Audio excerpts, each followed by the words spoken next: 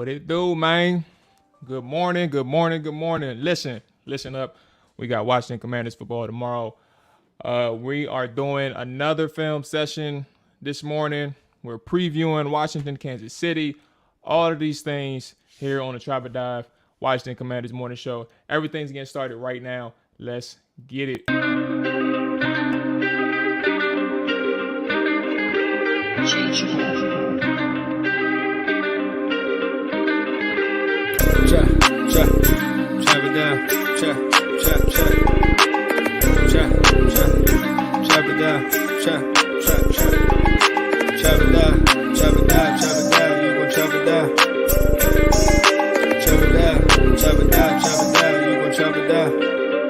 I just appreciate everybody watching. Watch him throw the ball. We gon' pick it off. You gon' let him hit the hole or you gon' cut it off. You gon' play through fourth and long or you gon' punt it off. Your defenders, heavy hitters, put your pads in. Don't be looking for the ref to throw no flags in. Keep the helmet on, keep the cleats tight. You the type to want to win by any means, right? You should look alive. This is Trapper Dive. What's going on? Good morning to everybody. Happy Friday. Cheers to the MFing weekend. I'm your host, Marley Moore. My bad. I'm over here looking at my work laptop too. Same time talking to y'all. I'm your host, Marley Moore, and you know what time it is. It is the Washington Commanders morning show. Before we kick things off, if you are new to the Trapper Dive YouTube channel, Trapper Dive anything, make sure you hit that follow button on Twitch. Make sure you hit that subscribe button on YouTube. It helps the show's growth. It is truly appreciated. Later in the show, now I don't know if I have the link in there already. What's going on, Rich? What's going on, fellas? Good morning. I don't know if I have the right link in there yet, so please forgive me. But later in the show, I will be opening up the floor to the viewers. As always, anything and everything that you want to talk about Commanders related, what you looking forward to seeing Saturday, what do you want to see improved, what do you want to see more of, who do you want to see more of, things like that. We're going to tap into it all, and the floor is going to be yours. So anything that you want, we can talk about it. On the agenda, like I said, we do have another film session coming up. I'm going to actually start the show with the film session, and then we'll transition into KC in Washington at what, 4 o'clock, 4:30, something like that, Eastern. Yeah. Other things that we had, if you are looking for, a preview show for Trapper Dive, that was planned, but I messed it up. I should have scheduled like a recorded preview between AJ, Dre, and myself before hopping on Rio's show, but I forgot to do that. I'm still trying to get used to this channel or creator space and things like that. So I wanted to make sure that I made Rio's show, and ultimately forgot about goddamn putting out a podcast of my own. I could have did it at 7. So with that being said, definitely make sure y'all check out Rio's channel as always. But the fellas was on yesterday, so if you're looking for a preview, definitely go to his page. Everything's right there, and all those things. So with all of that being said, Dakota, what the hell are you doing? Hold on 1 second. Okay. All right. So let's go ahead and get into the film session the final film session from Washington and Carolina. My overall thoughts too, before we even get into that point, like, you definitely had something with the morning show. Appreciate it, big dog. Oh, listen up. We are what, 100 and what my math looking like? 116 away from that 1K. 116 from that 1K. You know what I'm saying? We on the way out here, dog. We on the way out here. But listen, my overall thoughts about the Commanders, and I want to speak from a standpoint of like the first half and the overall starting units, the guys who's going to play majority of the time. I said yesterday, like, I didn't even think Danny Johnson had a bad game. Like, when I watched it on tape, I don't think Danny Johnson had a bad game. He had bad moments, like, and that's kind of why I emphasize the fact that, yes sir, 1K on the way, Hulk. That's kind of why I emphasize the fact that that slot position and why Benjamin St. Juste is going to be so important to this defense. Danny, man, had a bad situation. Like when you're playing with the starters, you know, they're going to find the weak links. Like starters are going to find the weak links, especially for a person who's a depth piece, who has been a career depth piece, kind of always fighting for that roster spot for Washington. And in my eyes, I think that Danny Johnson, especially in that quarters coverage where he gave up the big play over the middle, you have to kind of understand how important it is to maintain your leverage. And in the slot, you have to understand that there's also an opportunity for two-way goals, but you have to be disciplined and trust yourself. Outside of that, he played his coverage as well on the sideline. Like when they targeted him like 3 straight times on that 2-minute drill, that second quarter, he was in the right position. He was playing his coverage well. He closed on the ball quick. So there was some things that the defense was naturally allowing in the space that they were giving. And I think that comes down to the coordinator. But in terms of Danny Johnson, he closed on the ball quick. There was times like some of the passes that they were throwing his way, PJ Walker, it's ridiculous. Like how's we going to stop this? So you kind of have to understand all these things in terms of getting Danny Johnson's evaluation correct, right? So that's kind of where I'm at with Danny, man. He definitely had a solid game for what he was being asked to do. And then when you're 5'9" and you're getting mossed by individuals, you know, I mean, that's just a height weight type of thing. Like you can't do nothing about that unless you play more physical at the point of attack. But you know what I'm saying? Again, when you get a good ball, like the receiver gonna make a play. So I'm not excusing Danny. I'm just saying I think he had a better game when you watch the tape. Secondly, Jamin Davis, dog. Defense overall, pressure was fine. Pressure was created. Deron Payne, though, had his issues in pass rush situations. He did have one good pass rush that I was appreciative of, and it showed some I guess some skill set or some improvement that he was developing in that area. But he has to maintain his ground against double teams. That's what's really killing him. He has to maintain his ground versus double teams and things like that. What else do we got?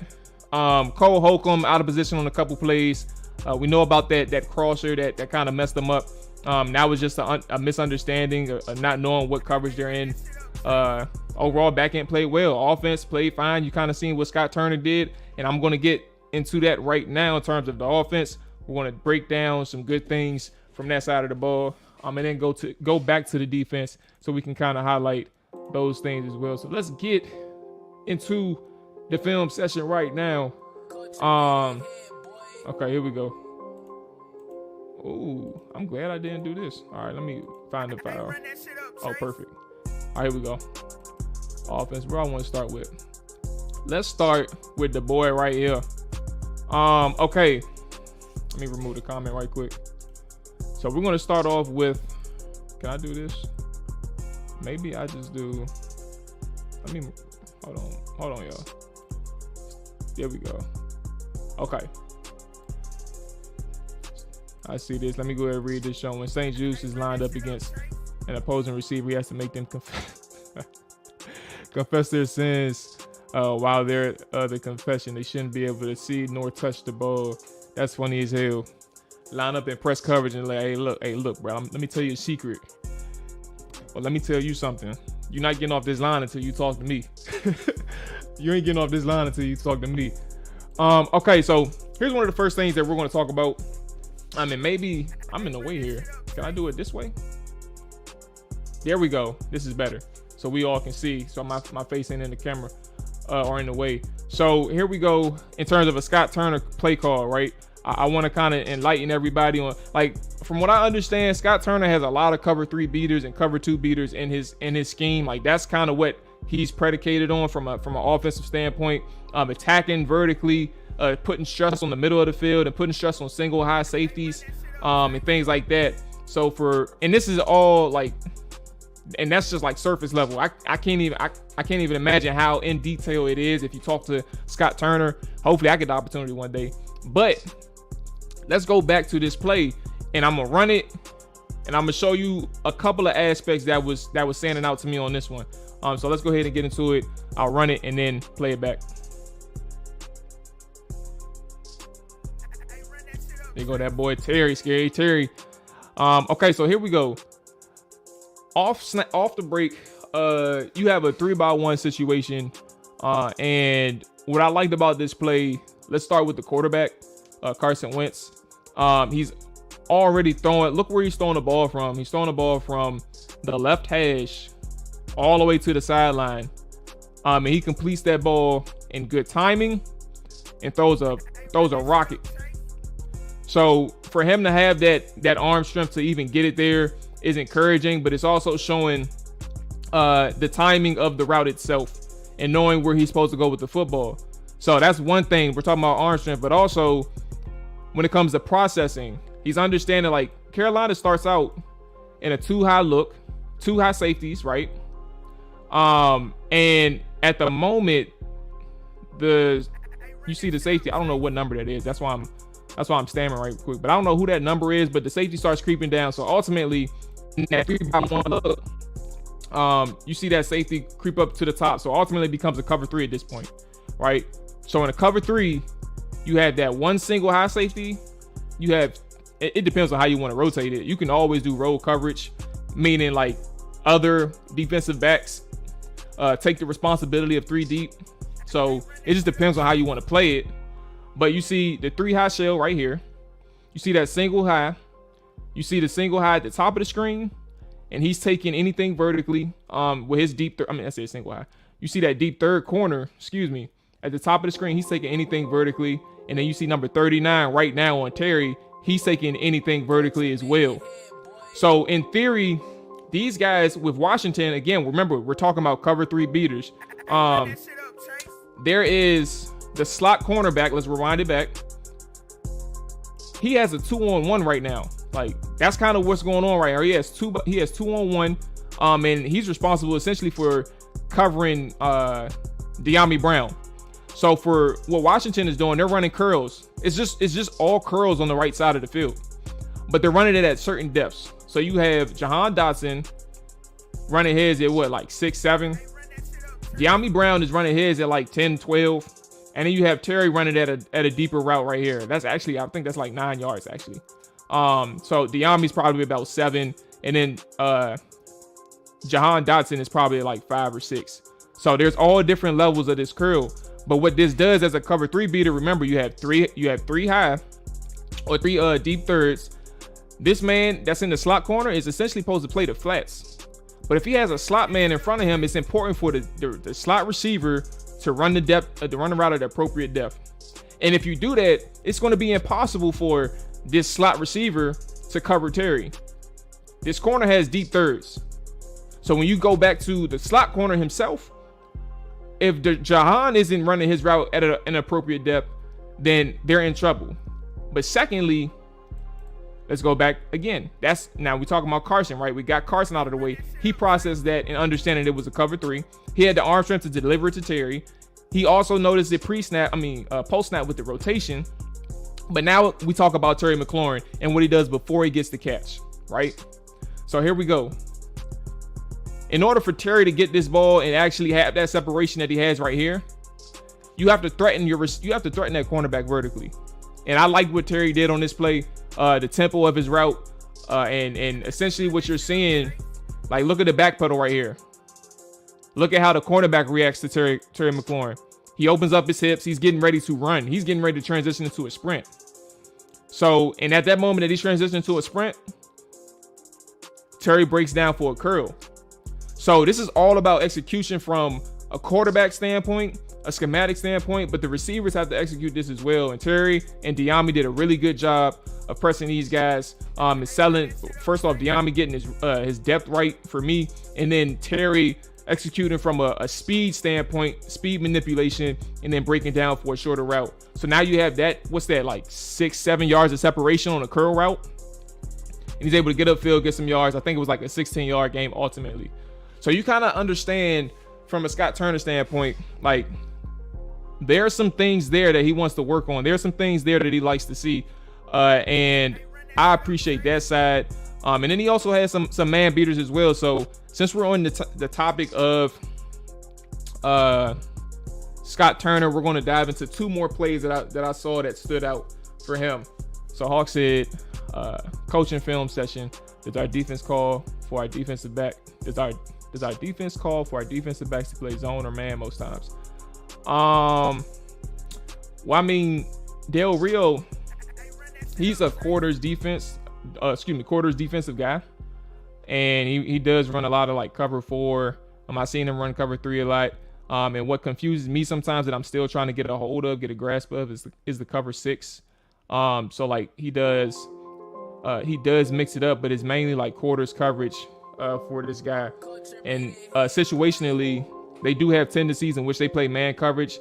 And if I had to guess, I think majority of the man coverage that Washington calls is on third down.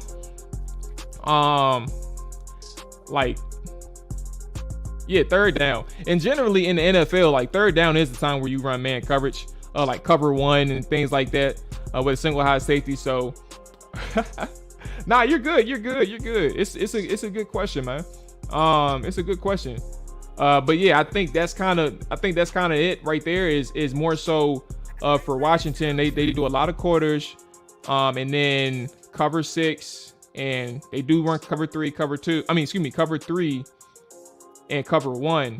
I don't see a lot of cover 2, but if they do, it's like inverted. So they'll have a safety like Bobby McCain would drop down, and a cornerback and Kendall Fuller will rotate to the top to be that second cover 2 zone guy at the halves guy. My bad. I don't know why I stuttered. All right, here we go. See the execution. Terry had that corner shaking. Scared of the vert. Exactly. That's exactly what he's doing. Like, and that's what happens when you have a good tempo in your route. You're able to threaten the cornerback like that and all those things. So let's go ahead and get to the next one that showcased Scott Turner's scheme to an extent. And let's see. And it's also, this one is actually a testament to Jahan Dawson that stood out here, because I was actually looking at Jahan on this route, and not necessarily the play itself, but it was really good to see from a schematic standpoint how Scott Turner was able to do things. So let's go ahead and run the play, and then we will talk about it.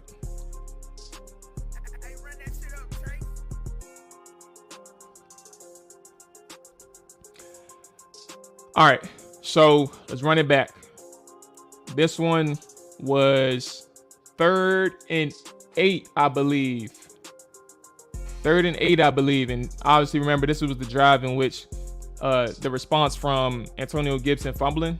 So what you're seeing here is a guy in Scott Turner who understands that they're playing man coverage and likely will be playing man coverage on this 3rd and long call. So he implements something where, in my opinion, I think that this play was designed for Curtis Samuel. And I think that was the play all along. So for Washington, I think they simulated like a mesh drive or a drive concept, but ultimately a drive concept, for those who don't know, sorry, my bad. You'll see it in the route. Let's go ahead and get into it. So you have on the right side, before I get to Jahan Dawson, on the right side, you see Armani Rogers, who's that tight end, pressing vertically. So he's running a vertical route. Under that vertical route, you have Curtis Samuel, who is simulating like he's driving towards the middle of the field. So ultimately, in that cover 1 situation, in that man situation, you have your outside corner as Jahan is coming in motion. Curtis is coming in motion to simulate that he's going towards the middle of the field. So when you do that, they run into each other. It clears out for Curtis Samuel. He's wide open. It's pitch and catch. Easy first down. He's able to cut up field, get the first down, and convert and move the sticks. So I love the idea from Scott Turner. I love the execution. And I love that ability to like create a natural pick. I love that. So you're kind of seeing some things on 3rd down. You're kind of seeing some man beaters. You're seeing some cover 3 situations where he can improve, or that he can move the sticks for this team. Execution is important, obviously, but you're seeing some things. So another thing that helps with this kind of situation is with Curtis in motion playing the Z receiver. It's hard for him to get pressed at the line of scrimmage. Like, you want him to have that clean release. And that's exactly what you're getting with Curtis Samuel when you have him in motion in this situation. You can't touch him, but you could touch Armani Rogers, and that's exactly what they did. You could touch Armani, but you can't touch Curtis. He's off the ball. He's off the line of scrimmage. So that was a really good route by Curtis, really good execution. But now let's go to Jahan Dawson, because a lot of people were talking about, Jahan ain't getting no targets. Jahan this, they made a big deal out of this on Twitter, and I made sure to emphasize the fact that Jahan, while he didn't get any targets, he did a really, really good job in certain situations, creating separation and creating opportunity for his quarterback. So let's go ahead and start with the play itself. So Jahan is lined up in the slot. Not sure if they are working on it, but how about Antonio Gibson wildcat package? What do y'all think about that? An Antonio Gibson wildcat package. I ain't gonna lie to you, player. I don't know. I think they trying to get away from him running in between the tackles. So essentially, like a wildcat package, he'll have, they may run like a power or a counter, or a dive off of that. And that, I don't know. I don't know. That's still a little something that they want to stray away from based on, the information that they have to this point and his ball security issues, traffic. So I think you can create opportunity. But I don't know if it necessarily has to be like a wildcat. Maybe if he's not the ball, like the direct snap guy, maybe if he's like a line next to whoever they want to run it with, like maybe Curtis Samuel. Maybe they want to run it with Curtis and they can have Antonio Gibson back there and have him run like a sweep. Like, who knows? And it may be part of their package, like something that they may call down the line. But in terms of Antonio Gibson and what they want to do with him, keep him away from inside the tackles. And we're going to talk about Antonio for a second because I think that Brian Robinson is actually taking over, or I think he's taking over. They're giving him the chance to take over as the starting running back for Washington. I don't think it's going to be Antonio Gibson no more, based on how they responded this week in practice, and also some nuggets from the coaching staff themselves, Nate Kaiser, special teams coach, and then Ron Rivera as well. So, and even Scott Turner to a degree. So let's go ahead and talk about Jahan Dawson in this play. So ignore the actual right side of the field and where the ball went. Let's look at our rookie, Jahan Dawson. He's lined up in the slot on the left side. So right beside the 40-yard line. And you see kind of what he does as a receiver, creating that separation. Look how explosive that was. It's quick. That boy was butt naked in the middle of the field too. So, I think if you want to get a glimpse, or like you always hear from a fan standpoint, you hear people talk about how mature Jahan Dawson is, or how experienced he is for a guy that's, a rookie, like a person who people are expecting to have that learning curve. And I think that he is going to have a learning curve. But ultimately, when you talk about what he can do for you right now, I love the idea of moving Jahan Dawson around. He doesn't have to play one position like the X or the Z. Like, he can play the slot as well. He can move around in this offense, and I like the idea of having him in the slot, because in certain situations where you want to move Curtis Samuel like they just did in motion and things like that, and you want to have Terry on the boundary. Right now it's Cam Sims, but if you want to have Terry on the boundary, and things like that, work Jahan in the slot. Have him have the opportunity to play against a cornerback who is facing a two-way go. And he has the route running. He has the awareness to get things done, and he also has to change direction. So what you're seeing right here is a guy using a jerk stem. And essentially what that is, a jerk stem is a person who, when they release one way, they're breaking the opposite way. So when he releases one way, he takes an outside release, gets upfield, and then plants and goes the other way. So he puts so much stress on that cornerback in a matter of seconds, it's hard for the cornerback to really recover. So this is a lot of speed right here and acceleration to get into a stem, but then immediately breaking inside. Like that is perfect. I love to see it. So don't get from, if you're watching this, if you're watching Trap or Dive, if you're watching this film session, understand that it's not all bad with Jahan. And I'm not saying everybody's saying all bad, but don't let people fool you on the internet talking about because he had 0 targets, he wasn't getting open. Jahan knows how to get open. This ain't new to him, bruh. Like, he's a dog. He's getting open. So I understand that part from Jahan, man. And you can put the fight out there saying that he's getting open, he's getting opportunities. There's sometimes they weren't targeted to him. And the one time that they did, both receivers, Terry McLaurin and Jahan, was held. It's as simple as that. Okay, so let's go ahead into, now y'all gonna hate this one. Another Turner call. Let's see. Oh, here it is. All right, so this one is another one. Another cover 3 situation. Now we have Taylor Heineke in at quarterback. Now, Taylor, he self-destructed on this drive, man, and it started with this play right here. So what you're seeing, I'm gonna run it actually. My boy Jay Tizzy. What's going on, Jay? So let's go ahead and run this jump right quick, and then I'll run it back. I will run it back. Terrible miss. Terrible miss. So what we're seeing right here, again, another cover 3 beater. And for those who are just checking in, as always, man, if you are new to the Chopper Dive podcast, Chopper Dive channel, make sure you hit that follow button on Twitch. Make sure you hit that subscribe button on YouTube. Helps the show's growth. It is truly appreciated.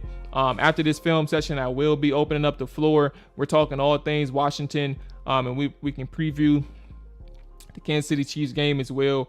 I got some thoughts on some things. I got some things that I want to see. So make sure that if you want to participate, you know what I'm saying, hit the description or check the description. But I will also put the link in the chat regardless. So yeah, right now doing a film session, talking about Scott Turner's play calling, a glimpse into it. Like, it's not a full dive. Like, I don't have that expertise just yet. I'm still working on it.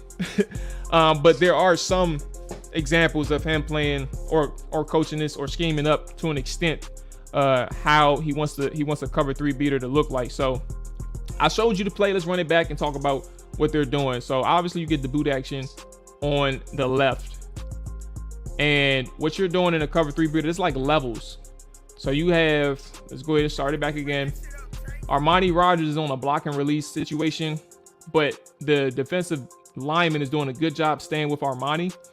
So he's running with Armani, so he doesn't have that easy pitch and catch for him. This is actually first down too, by the way. No, second down. First down. This is a first down play because this is right after or right before Taylor Heineke scrambles for that 11-yard run and converts to 6. So Armani Rogers is supposed to be I think he's actually supposed to be flatter than where he is. But he does a good job sitting, so he doesn't run to the sideline and create issues for Dax Milne, who he's running I would say like a 7-yarder towards the sideline. Again, we're talking about levels. Then you have what's the guy's name? It's not Cam Sims, but it's the other dude with dreads.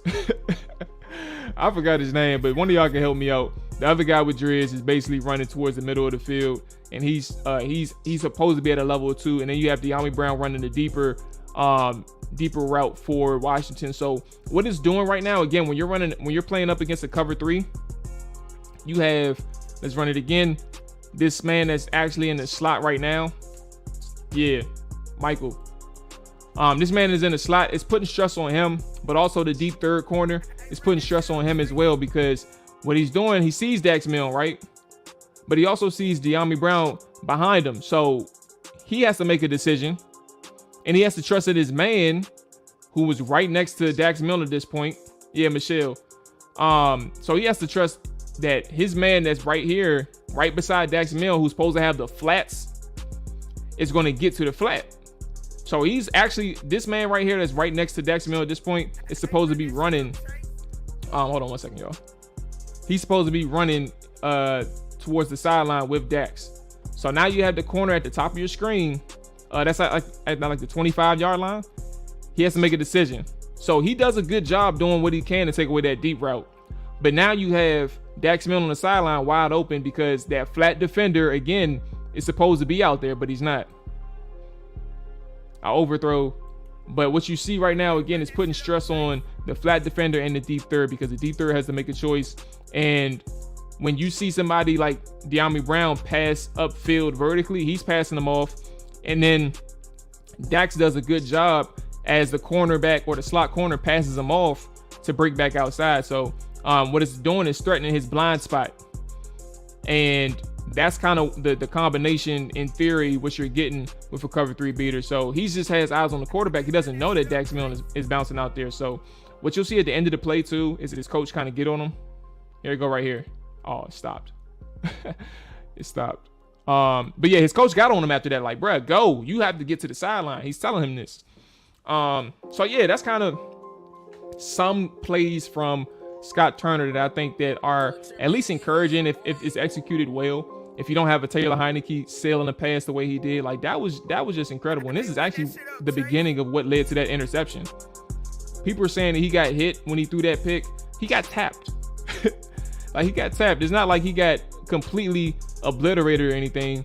He got tapped. Like, it's just literally him sailing the football. So this is what started it. This is literally what started it. But I think Dax ran a good route. So did De'Ami, putting stress on that deep third cornerback on the field, or the boundary side, excuse me. So let's go ahead and transition from Scott Turner to, let's see what I got. Talk about some other good things that passed out. Did we talk about Sam Cosmi yet? No, we didn't talk about Sam Cosmi. I mean, it's two good pass sets from Sam that I liked. But I will say one thing. Let me see if I still have this one. I don't. Where's the? Yeah, I don't. But I will show you all one play from Chris Paul, the right guard, that ties in with Antonio Gibson.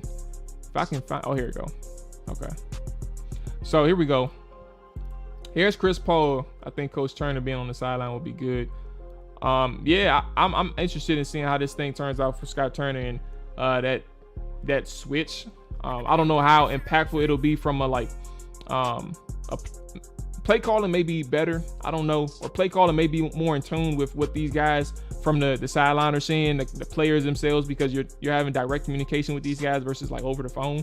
But I don't know like to what degree it'll improve the efficiency. I don't know. I never really tied into anything like that. So Chris Paul, this is the drive in which Antonio Gibson came back in after his fumble. So 2 drives later, he came back in. And I'm gonna show this play because it's a highlight to Chris Paul that I want to give him credit to, but then also we'll talk about Antonio Gibson after this. So let's go ahead and get into it.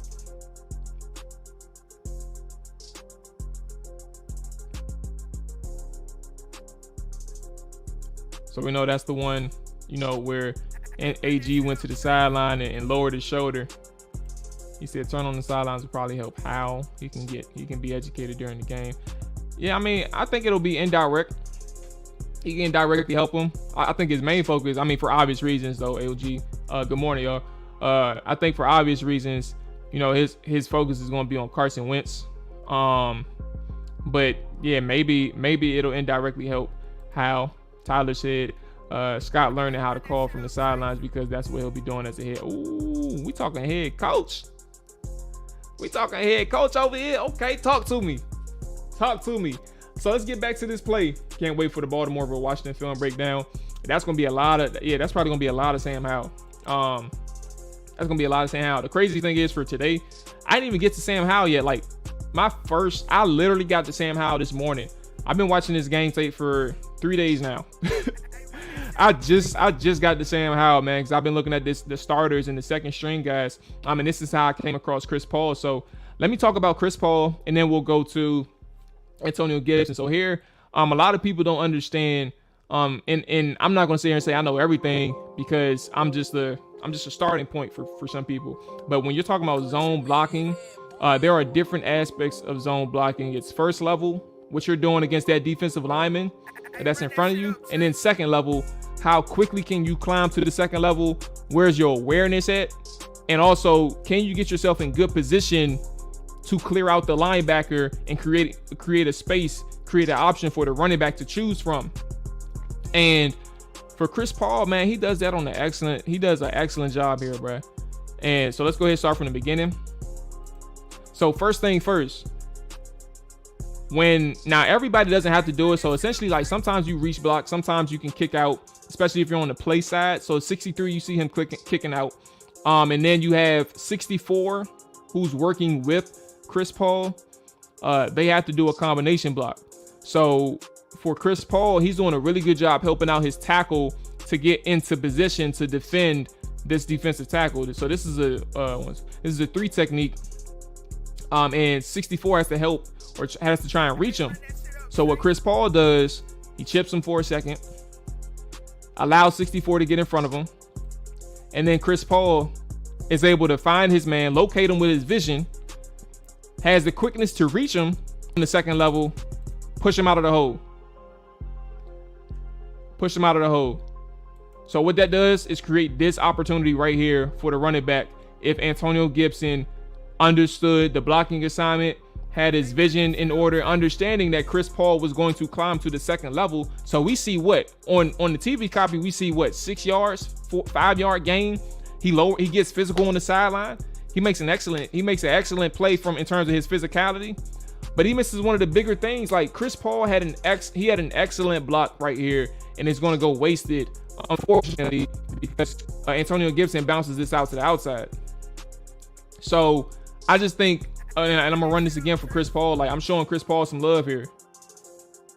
He gets that guy out the hole immediately. And then we didn't talk about the backside. You have Curtis Hodges doing a cut block. Yeah, it was terrible, but he cleared it out.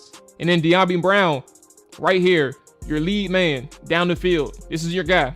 He's gonna take you to the promised land. That's the guy taking you to the promised land. Antonio Gibson missed that. So for Chris Paul, I'm gonna give some credit to him. I love this rep. I loved his first like 4 or 5 reps when he stepped into the game. Like, I loved his first 4 or 5 reps when he stepped into the game. Like, that was encouraging to see from a guy who's a rookie playing with the second teamers. Like, that tells me that he could be, because I'm not going to jump into conclusions. I want to see more of Chris Paul, but he could be a really good option for these guys in the interior for the depth piece, and for the interior offensive lineman. So Chris Paul, shout out to you. I'm not done with this. I got a couple cut-ups that I like from Chris Paul, but yeah, man, I loved what I saw from Chris.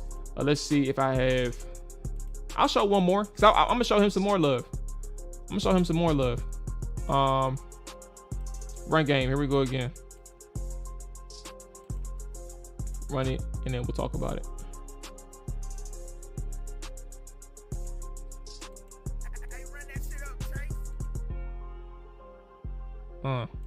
There you go. So now he's on the play side. I think this looks like duo. Yeah, it probably looks like duo with the center going backside. Combination blocks going up front. Okay, but either way, look at Chris Paul. I know this is repetitive, but I'm just giving you an option to see how the offensive lineman looked all together. Chris Paul able to kick out his man. Really good job. Now, I'm not even talking about Curtis Hodges on the right side who went the wrong way, ultimately destroying this play. He destroyed the play. 67. I don't know what 67 and 63 were doing. I don't know what I know what 67 was doing, but the linebacker goes untouched. So I just don't know what was supposed to happen here. Maybe Keith Ishmael. I mean, he did a good job too. So I don't know how they was going to play this. And maybe one person was supposed to, I don't know. I guess I got to give credit to the linebacker, really. Because he filled well. He filled out well. Ultimately bouncing to the left side. But to Chris Paul's point, man, the strength that he has, playing with the leverage that he has, being able to kick this guy out. In theory, if Jonathan Williams or 67 was able to get a little bit of push and turn his man out, I keep forgetting about the linebacker. My bad, y'all. But if 63 was able to reach him, let's put it that way, then you have an opportunity for a big play because Chris Paul is able to kick his guy out of the hole, And there we go. So another testament to Chris Paul and his ability in the run game. He had a very solid performance, man. I love the way he played. He played with a nasty streak from a physical standpoint, and also from pass protection, taking on those bull power rushers. He had some really good hands, some strong hands, and things like that. So yeah, man, I was definitely impressed from what I saw with these guys. So is it about AG not understanding what the O-line is doing, or as Ron says, he's not running hard? I mean, it's a bit of both. Like, remember, the conversation last year was about how much opportunity Gibson missed on the field. Like, he had left a lot of yards on the field. Like, that's a real thing. So Ron is talking about how he's playing from a physical standpoint, which is cool. You know what I'm saying? You could talk about that physicality, but he didn't specifically talk on his vision. Like, he has to see things, and I think manipulating linebackers, manipulating the defense is another important part of playing running back. So yeah, it's just one thing. So that's kind of how that works with AG, man. Ron is talking about one thing in that pressure, but he's also not mentioning the other issues that they have with AG. AG leaves a lot on the field, bro. 63 looks like he was zone blocking. Let's see it again. Yeah, so he had a free man. There was nobody in his gap. So when there was nobody in his gap, he just climbed. He automatically climbed since he didn't have anybody in his gap. But because I don't know what number that is, but because there was somebody immediately present in that A gap, that's why they comboed and then climbed Keith Ismail and 67. I keep forgetting who his name is. Maybe 63 could have taken a better angle, to your point, Jay. Maybe he just could have taken a better angle and climbed directly to 52. Like, his first thing, look what he did. Like, what slowed him down was right here. Right there. Like, get upfield if you're going to go. And maybe that delayed him. And also, 67 did have a hard time at one point. Even though he drove him back, initially he did have a hard time. So, I think 63 could have been quicker off the ball, especially knowing that there was nobody in his gap. So that's kind of how that thing worked. No, this isn't Gibson. This is Jonathan Williams. This is Jonathan Williams right here. I'm just showing an example of Chris Paul and his run blocking. Yeah, this was gap. Put that evil on him. Yeah, I think 63 was a little late. 63 definitely looked like a little late. Okay, so let's go ahead and get to where we at. We did Chris Paul a couple times. I want to save Chris Paul for like an article, because I liked how he played. I'm definitely going to save that for an article. Oh, the protection call. Duh. Okay. So this is the last thing from the offense, and we'll transition to the defense and then get into the Kansas City game. So I love this play. I'm going to let it run out. Now, this is all about setting up your protection calls, and then also seeing the execution from the offensive line standpoint altogether. The pass was a completion, I believe, but even still, we're looking at the protection call. Here we go.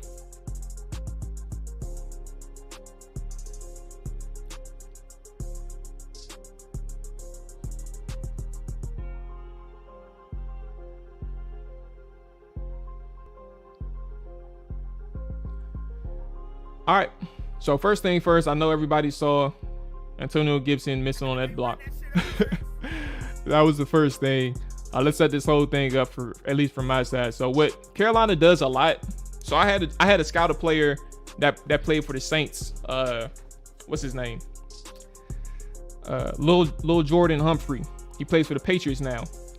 But I had to scout his last season, which was with the Saints, and I watched 2 Carolina games in particular, but I got a really good understanding of how they call their pressure schemes and things like that. So they do a lot of disguise looks from this type of setup at the line of scrimmage. They'll send 7 in the box, maybe 8, but definitely 7 in the box, threatening. And ultimately, what they want to do is create a look in which they leave whenever they send their rushers, they can show 7 and send 3. They can show 7 and send 5. They can show 7 and send 4. That's how they play this thing up front. So ultimately, their goal is to have a free rusher. Like, that's what they want. They want confusion on the offensive line. They want a free rusher and things like that. So the way Washington played it, they had, here we go. Carson Wentz sends them in. Curtis Samuel in particular sends them in. Now you have an even situation right here. You have one and Curtis Samuel going left to right. You have Curtis Samuel, Leno, 66, 60, 71, 76, 88. That's 1, 2, 3, 4, 5, 6, 7 in protection. And then you have Antonio Gibson right here. So now you have 8 on 7, 8 on a potential 7. That's what you have. You have 8 on a potential 7. And what you're protecting against is just in case they do send the house. But ultimately, you want, according to this play, you want Curtis Samuel out in the route and you want Armani out in the route. So what do you need them to do in order to get that done? You have them in a block and release situation. But here you go with the offensive line communicating. Oh, I didn't go. I went too far. My bad, y'all. But they're communicating to this point. You see them tapping and communicating. All of that. 71, 76, Wes Schweitzer, Sam Cosmi. This is an indication to the running back and to Carson Wentz that, AG, we are sliding left. We're doing a full slide. 71 and 76 is indicating that they're sliding left. They're doing a full slide protection. And what that means from a full slide protection is they're shifting everybody from the, I mean, we all play Madden, so you all get it, but just in case people don't, I'm assuming we all play Madden, but just in case people don't, everybody is going from where they are in their pass set, they're all sliding left to pick up the gaps on the left side. So AG has to make the transition over to the right and pick up that defensive end or that blitzing cornerback who's showing blitz. And here we go. That's that indication right there. And this is why you see the full slide. They only send 4. And they're in the cover 3, I believe, on the backside. But you see the block and release from Armani Rogers. You see Curtis Samuel with his chip to help out his offensive lineman in case they sent 7. And then Antonio Gibson is out here working against the defensive end. And he has to make a better block. But he whips and it's almost a strip sack. So ultimately, you see a good protection from the offensive line and a good protection call. That is the call. Poor execution by Antonio Gibson. Like, I think what hurts Antonio is where he takes his set. Like, he goes all the way. He goes too far down towards the line of scrimmage. I don't even know how to explain it to like in a concise way, but I think he goes too far down to the line of scrimmage. And then ultimately, when he sees that edge rusher go out, he's not setting his feet quick enough. Like, he's a little slow in getting back out there. And when he gets out there too slow, he ends up lunging. Lunge misses, boom, almost a strip sack, but Carson Wentz is able to get the ball out. So for me, at least you're understanding or at least seeing an idea, because last year it wasn't the offensive line making calls. It was the quarterback. Offensive line is making calls this year. I don't know what prompted the transition to that, but the offensive line is making calls this year, and it kind of is it's a nugget and maybe something worth paying attention to later on to see if like where any miscommunication lies or thing like that. But that one was a really good rep, and it was also a matchup against former teammates, Sam Cosmi and Matt Ioannidis. Oh Lord, I didn't mean to do that. Look at that. They working over there. Sam Cosmi and Matt Ioannidis. Sam Cosmi won that one. I think he actually won 2 against Matt Ioannidis this game. But that was really good. Able to hold down against the bull rush. Anchored up. It was a little rocky at first. He didn't have no base. Matt Ioannidis was taking him for a ride, but he settled in, was able to lock him up and move forward. So I liked what I saw from that guy, Sam Cosmi, throughout the game, actually, to be honest with you. So let's go ahead.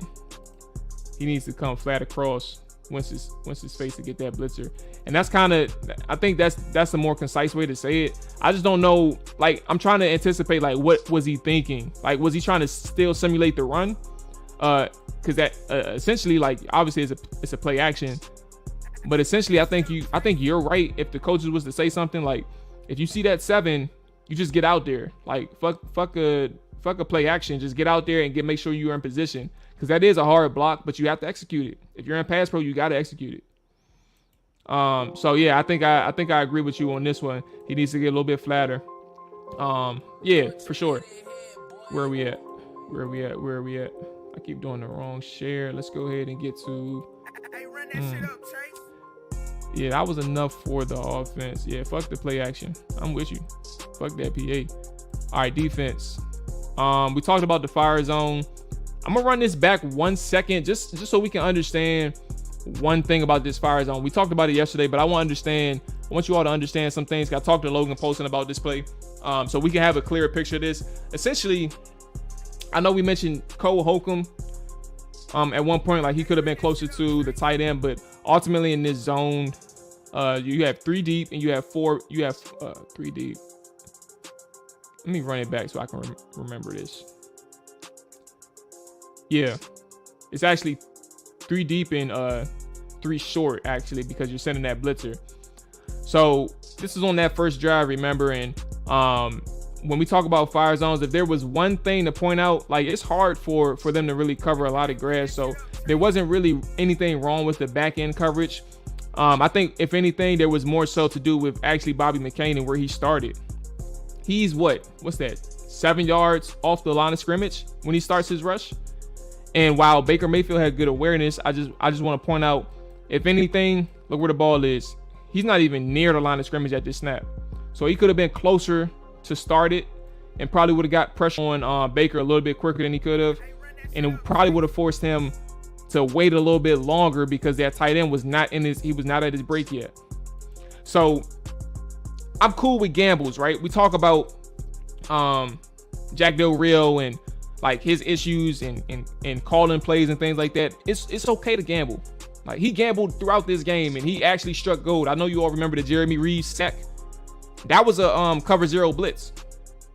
Sometimes you win and lose. It's 50-50. So if there was one thing when we talk about the fire zone and their ability to move the sticks on that first drive, I think it was just one thing here. And I think Bobby McCain was the person.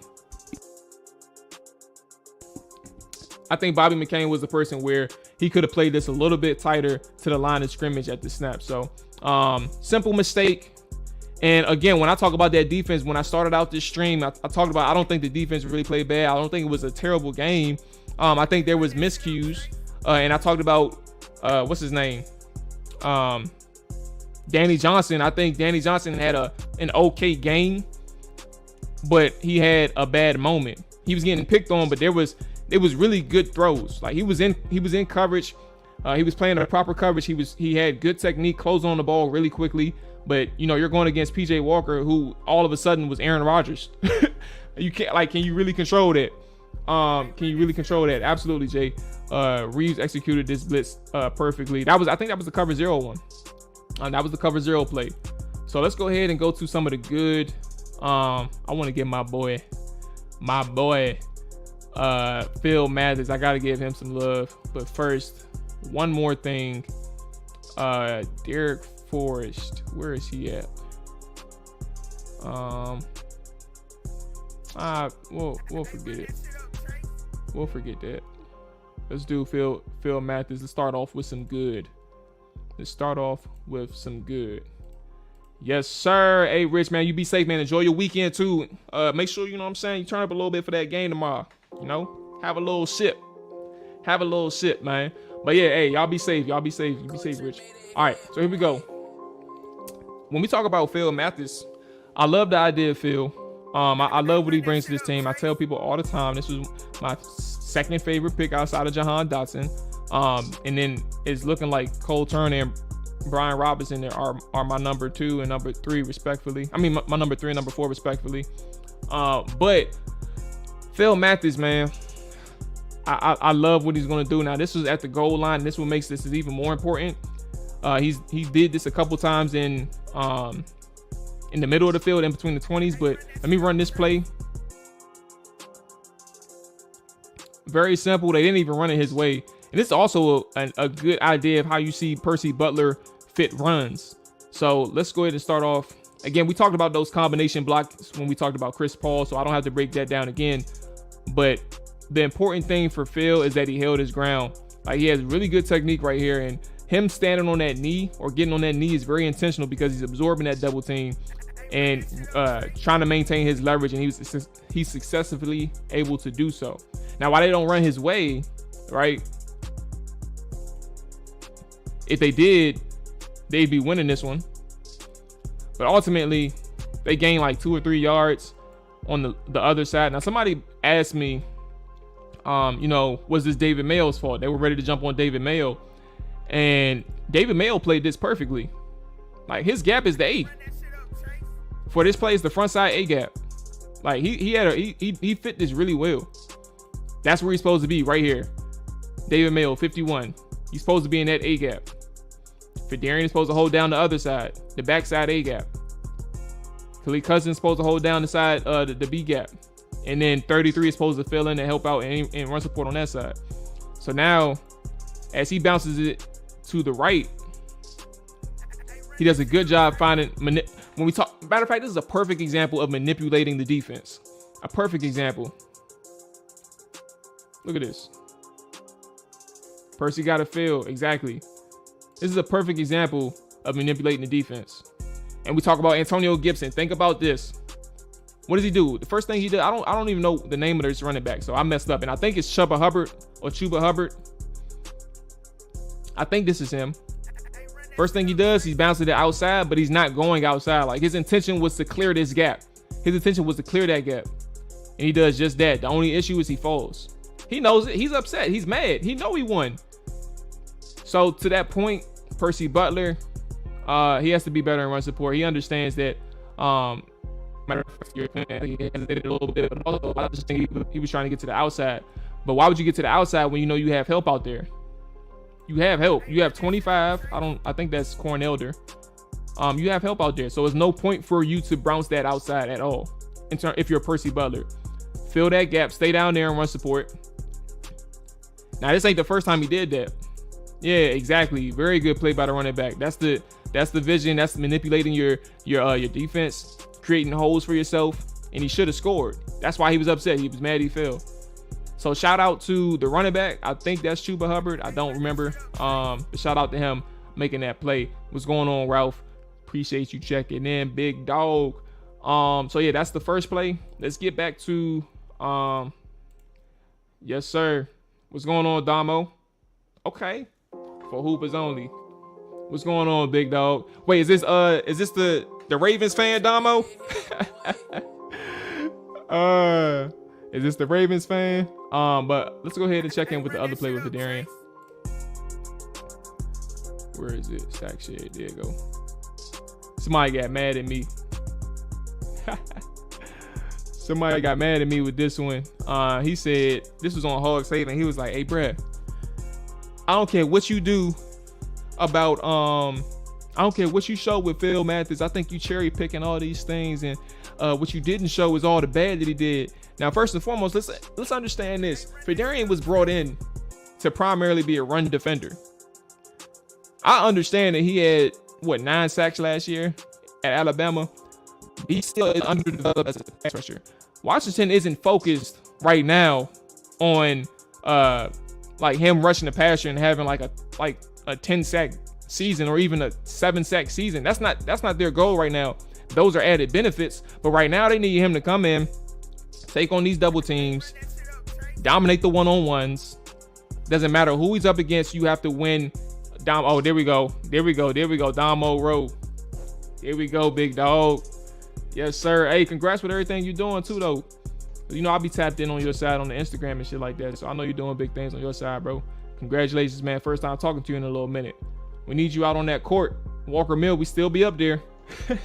We still be up that thing, bro.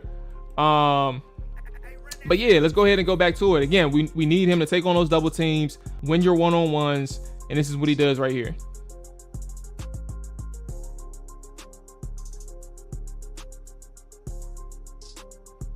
That's exactly what Fidarian does, number 98, for those who can't find him. He's the backside one tech, so he's right by the center. And an over front, I believe. So right here again, they try to run it his side this time, and it's a no-go. And look at David Mayo filling again. He has that A gap. He has the backside A gap. Fidarian has the front side A gap. Feels well again. That's why the play is made.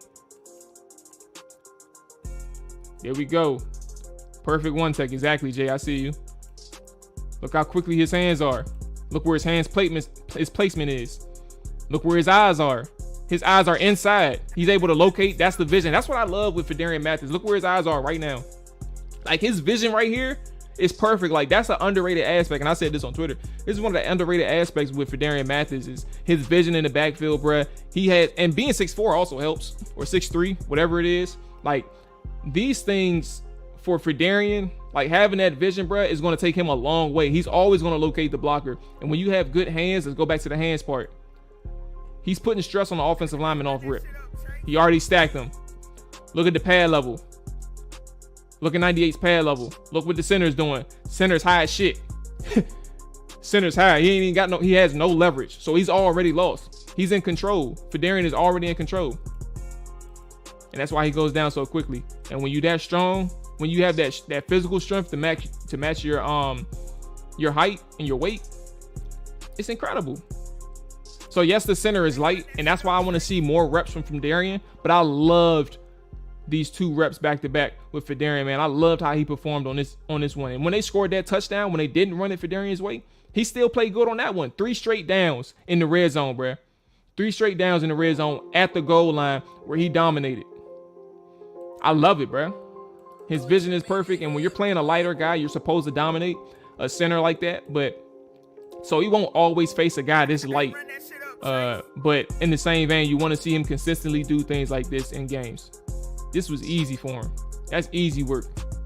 It's easy work, and this is why he's my second favorite guy outside of Jahan in terms of draft picks, bro. Let's go to Jamin Davis. Jamin Davis. Boom, boom. Where is Jamin at? Jamin Davis. That's Bama football. That's a fact. Where is? Let's go with the early one. I think I showed this one yesterday. Did I show this yesterday? In case I didn't, look, I'm gonna just apologize in advance. I'm gonna make sure that I get Jamin Davis some love, because a lot of people, exactly, that's a fact. And everybody that's tapped in, I just wanted, before I even get to Jamin Davis, if you are new to the Trap or Dive podcast, Trap or Dive YouTube channel, bruh, make sure you hit that follow button on Twitch. Make sure you hit that subscribe button on YouTube. It helps the show's growth. We are nearly at 1K subscribers. We truly appreciate everybody checking in. Appreciate everybody who's new, and things like that. So we can try to take this thing to newer heights and to bigger heights, man. So later after this, I will be sending the link. I'm almost done with the film session, by the way. So I'm almost done. And I think Jamin Davis is actually gonna be the last guy. But after this, I will be sending the link to the channel, to the comments. My bad. So we can all talk everything, Commanders, whatever's on your mind. Let's talk about it. Previewing Washington, Kansas City, some things that we want to see, some things that we're interested in seeing develop and things like that. So yes, let's go ahead and get back to the film session. Jamin Davis up next. Now, there's been conversations. The reason why I want to make sure that I give some credit to Jamin Davis, man, is because what the coaches are saying about him, what the players are saying about him, matched what I saw on film. Like, we were all concerned about Jamin Davis coming into this season. Like, we didn't know what we were going to get. That first year was not good. But Jamin Davis is coming along in a really good way. The coaches are proud of him. They're saying that he's understanding the defense better. He understands what the coaches want out of him. Like, things are improving on Jamin Davis' side from a individual standpoint, and it showcased itself on film. And I've shown this play 1,000 times already, at least on Twitter and at least on the film session write-up. And maybe I showed this on Wednesday as well. But a play, when people tell you that Jamin Davis didn't make an impact on Saturday, or he hasn't gone noticed, that's just because they're not watching clear enough. Jamin Davis is making plays for this defense. And this is in coverage too, pass coverage too. He's played well as well. So, again, this is all, like, Jack Del Rio plays a one-gap scheme. So as you're looking at this, you see Derek Forrest and Bobby McCain as the two high guys, 22 and 20. you see Jamin Davis, Cole Holcomb, and Cam Curl in the Buffalo nickel role. Both of these guys are fitting the linebacker spots. Last year before the season, Doc said he wanted to see the linebackers go through players and not around. Yes, sir, Jamin Davis. And that's a fact too. So you have these guys right here. And Montez Sweat is playing the 5 technique. So he has that C gap. 93, I want to say that's John Allen. Yeah, he has the B gap. Jamin Davis has the A gap, the front side A gap. He knows that. Deron Payne has backside A gap. Cole Holcomb, 55. He has between the guard and the tackle. And then Cam Curl, he's fitting in between the tackle and the center. And then the 6 tech on this side. Or no, I think that's 7 tech. James Smith-Williams, he has the D gap. Like, it's all one gap situations. So Jamin knows if it's a run, he has to field. He's off the ball. He's shooting off the ball. That boy gone. Look how quickly that's like 1 second, bro. He knocks that boy back. Damn near into the running back. He has no option. Like, he's already like 2 or 3 yards in the backfield. He's exploding, bro. He has to bounce to that side. Derek Forrest and John Allen is able to make the tackle. A really good run field from Jamin Davis. A really good run field from Jamin Davis. Once Davis elevates, he's getting a nickname. Look, I respect the fact that you're giving him some time to see what we can do for Jamin. Okay. I think that was, where's the other one? I definitely think I showed this one. Remember, same situation when we talk about gaps too, by the way. Everybody has a gap here. And I think Jamin has the front side A. Oh no, I'm tripping. But he is doing a good job reading the pulling guard. I didn't show this one. So yeah, here we go. Taking on the pulling guard, he knocks him back. Same thing with Cole Holcomb. They squeeze that ball carrier. I think it's like a 1 yard gain. With the recognition, seeing that pulling guard and meeting them at the hole because they're creating a new hole for the running back. Knocks him off his ass. Boom. Easy money for Jamin. Again, y'all ain't gonna see nothing in the stat sheet, but that boy making plays. So do not believe anybody when they say they ain't standing out. I'm showing you that motherfucker standing out to me. And the coaching are backing it up through what they're saying as well. So, and I think I got one more and then we're done. I think it's this one. Let's see. Oh yeah, there you go. This was a dead play. I think this was, who was this? Sam Darnold or Baker Mayfield? But again, a pulling offensive lineman. It's an RPO play action type of thing with a backside slant coming. Jamin Davis is in position. Cam Curl is in position. So you see, this is where he recognizes the pulling offensive lineman, meets him, gets hands on him. Dead play. Dead play. Hitting like Bobby Boucher. Guard take you to play, good rep. Now that KC doesn't have Tariq, do they still have guys that have two receiver? You know what's funny? That's a really good question because I think Miko Hardman, he went down this week. That was one of the guys who had it. And yeah, they got speed. They drafted a guy. I think the dude from Western Michigan. Let me look at their roster so I can actually take a look. But yeah, you're seeing some things from Jamin Davis, bro. That is very encouraging. I love it. Striking fools, exactly. I love it, bro. I love it. Let's get back to Miko. There we go. All right, so let me look in and see the Kansas City Chiefs roster. Chiefs. I'm trying to remember the guy that they drafted. It was Sky Moore, Western Michigan dude. He got some speed to him. Miko Hardman went down, so I don't know what his situation is. They have Corey Coleman, which is, interesting. Oh, Valdez Scantling. Marquez Valdez Scantling from he played with Green Bay. That dude runs a 4.3. I didn't even know that. That boy fast. Yeah, Sky Moore. Yeah, they got Valdez Scantling. I didn't even know that when I looked him up. He ran a 4.3, bro. That motherfucker fast, bro. So yeah. Ultimately, they do have some speed still. Juju Smith-Schuster, God bless him.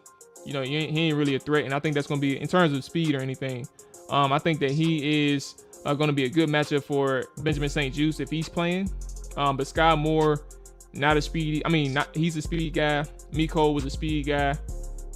Corey Coleman to an extent, but Marquez Valdes-Scantling, MVS, he's the guy that we have to be concerned on in terms of speed. So, yep. All right, hey, let's get into it, man. I'm sending an invite out to everybody, anybody and everybody. Yeah, Scantling big, bro. He's 6'4". That boy's 6'4". The link is in the chat for anybody and everybody that wants to discuss Washington Commanders. We are turning to our preview. Anything and everything. Low key, yeah, they got Josh. You know what's crazy? I saw him on the roster. I just didn't bring him up. I don't know who he is anymore. Bro. So I just left him alone. But yeah, they got Josh Gordon still. So we're gonna get an idea of that guy. I guess if he plays. Matter of fact, let me look up Josh Gordon playing status Chiefs. What do they have? What ain't no news on this, man? Let me look at Twitter. What do we have on Twitter for Josh Gordon? Okay, Josh Gordon. And while we wait, man, y'all tell me what y'all on this weekend. What y'all got going on? And how y'all Friday looking, man? Y'all at work? There is nothing coming up on Josh Gordon except for the fact that he got suspended and they're comparing. Okay, so I do got some news. My boy Jordan, who covers the Chiefs in Kansas City, the Josh Gordon experience has been underwhelming. That there's been a legitimate case made that 2 catches that turned out not to be catches were still some of the more impressive moments as a Chief. Okay, so Josh is playing. That was last week. So he did play last week. Josh, somebody says who covers the team as well. Josh Gordon and Ronald Jones are not making this team, is his opinion based on the first game. Oh, man. Oh, the news ain't good on Josh. The news ain't good on Josh, bruh. Unfortunately.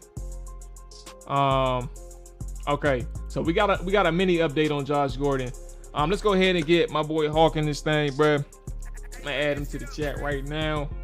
Or add him to the stream. Where is he at? Let me turn this down just a second. How do I mute? Boom. There we go. Get the 2-person thing going. And boom. There we go. We got the good man. Hawk checking in on the Chopper Dot Morning Show. What's going on, big dog? Man, what's going on, Mom? Man, good morning. Good morning, everybody, man. What's going on? How's everything? Ain't much, bro. I can't call it, man. Talk to me. How's your Friday going? Hey, man, you know what, man? It's started off a little bit. I know it's early, man. but still. Yeah, I've been up since 4, man. so I gotta ask. Oh yeah, man, bro. I mean, I ain't gonna lie, man. A little bit shaky because, like, my body's like, look at here, man. My body's like, look, like this. Derek, I think I'm catching the cold, but I'm like, nah, man, we about to fight it. So now I'm out here trying to exercise, trying to go ahead and sweat it out. So, I mean, Yeah, other than that, though, man, I'm you know fine, what I'm saying? man. Get that cold about you, bro. Get on that elliptical, do some cardio, something like that. Get Exactly. that blood flowing. Man, exactly, bro. But other than that, though, man, man, I can't complain, man. I'm up, man. So, I'm able to do something about it. Absolutely. So talk to me, man. We seen some things from the Commander side. We seen the coaches' film. You had your own eyes. You saw what these guys looked like last week. What's some things that's on the top of your head as they head into Kansas City tomorrow? What is some of the prevalent topics that you want or questions that you want answered? Yeah. So, starting off with the defensive side of the ball, right? Because earlier, a little while ago, I just asked about about the KC receiver speed, right? And so the reason why I asked, we'll start off with the defense because I'm like, I don't want us to go ahead and peeking in, the guys playing secondary, you peeking into the backfield too much. All of a sudden, Marquez just went ahead, he burnt you for a big play. Or Sky Moore, excuse me, correct me if I'm wrong. Is his name Sky Moore? You said? Yeah, Sky Moore. Yeah, Yep. yeah, yeah, yeah. Just any of their receivers. Or matter of fact, let alone Travis Kelsey. You know what I'm saying? Go ahead, burn you. So, I'm worried about that, but at the same time, I'm like, you know what? I gotta go ahead and give him a chance. So, I will be interested to see how the first unit defense. You know what I'm saying? Just specifically the secondary moving upfield. What is it? Was it upfield with our what is it? Our D line.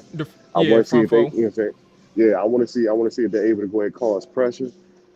What is it? But what's my man's name? Montez Sweat. Matter of Mm-hmm. fact, Montez. What is it? Montez. Name that keeps on Sweat. You know what I'm saying?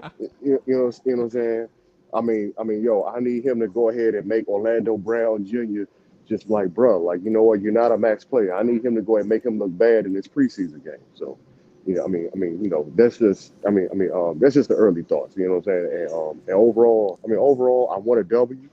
I do want a W because you know what? I do want us to go ahead and carry some momentum into that last preseason game against Baltimore because they put it on us last year in the preseason. So. Hey, they did, but listen, you actually brought up a sneaky good point, bruh. Yeah, Orlando Brown, that was one of the guys I had to scout early on. yeah. Orlando Brown is really good, bruh. Yes, he is. I don't know what their situation is like from a contract status, but you brought up a uh, really good point in terms of Montez Sweat versus Orlando Brown. I'm locked in thanks to yeah, man. you. I completely forgot about that. I'm locked in because Orlando Brown, he's a physical guy, bro. He has like this. And I know I'm about to get a little technical here, but like his Yeah, two go hand ahead, go ahead. strikes, bruh, is Yeah, is is something like it stops a lot of defensive linemen in their rushers, bruh. He has really good hand placement when he yeah. strikes these guys, and if Montez Sweat can get around the edge with a speed rush or Mm-hmm. something like that, that's what I want to see. Like we know he can power Right. rush. We know he can bull and Mm-hmm. get himself to the quarterback that way. But can he be the guy who All loves day. the physicality? Like he meets Orlando Brown meets defensive linemen with physicality. So you brought up a Yes, he really good does. point, bro. And I'm actually like what I'm doing on my side is actually Mm-hmm. goddamn notating that right now so I don't forget. That's a Man, really good please point, do. bro. It really is. Man, please do, because I'm just like, you know what? I want to be able to go ahead and see. Matter of fact, from both, from any of the guys, right? Well, especially the guys that play the outside. I want to see. All right, do you guys got some other moves other than the bull rush? Like, do you have the Dwight Freeney spin move? Or, you know what I'm saying? So, anything. You know, so give me something other than the bull rush. Hell yeah.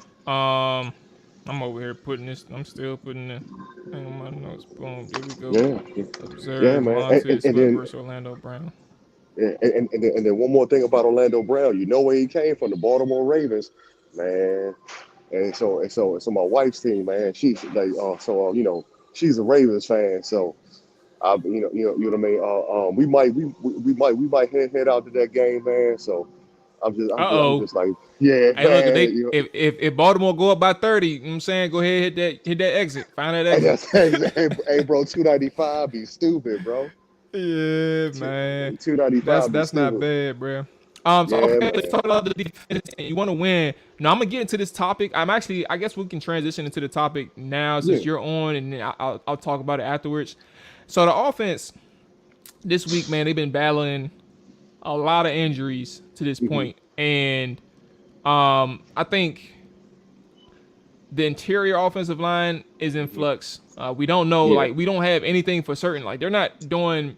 I mean, I guess for them, they're doing a good job of Hmm. being simple with the injuries. Like they're not Right. telling too much, but we Right. don't know to what extent the serious nature of these injuries are for the offensive line. We know Trey Turner's been out because he's had that quad ever since training camp started. But Right. my question to you is understanding how un undisclosed these injuries are Uh-huh. or anything like that, do you want Carson Wentz starting a whole half? Because that's what they want to see. Ron Rivera Mm. said he wanted a first half from Carson One Wentz. person. Are you concerned with this offensive line that he should be out there? Man, hey, Maul, man. You put me on the hot seat on this one, man. Because it's a preseason game. I understand that it doesn't count to the regular season. But at the same time, at the same time, you know what? If iron sharpens iron, go ahead and let them play. You know what I'm saying? Because honestly, bro, we playing for something. My thing is we're not world beaters. Last year we had a bad season overall.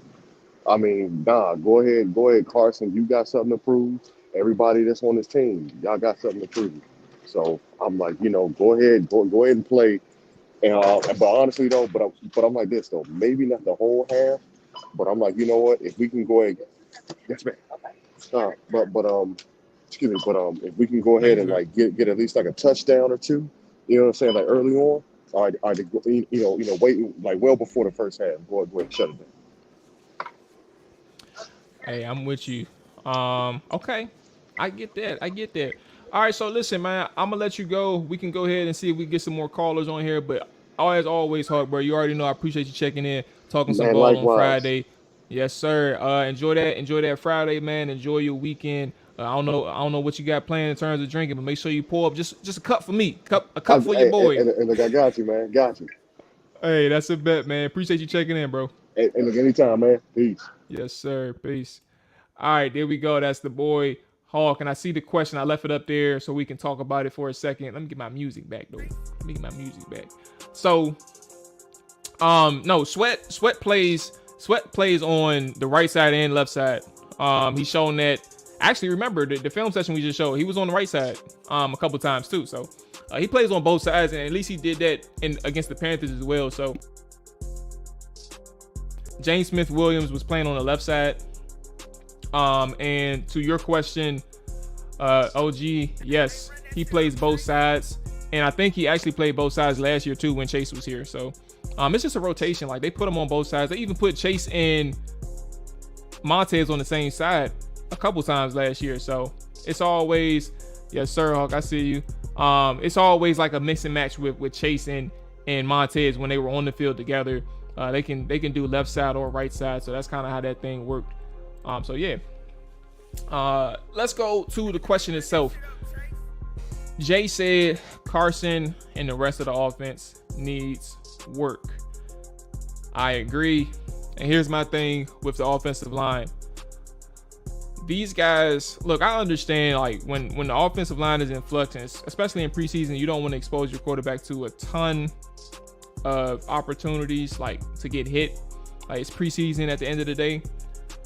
But guess what? Like I said this yesterday on the Hawks Haven podcast.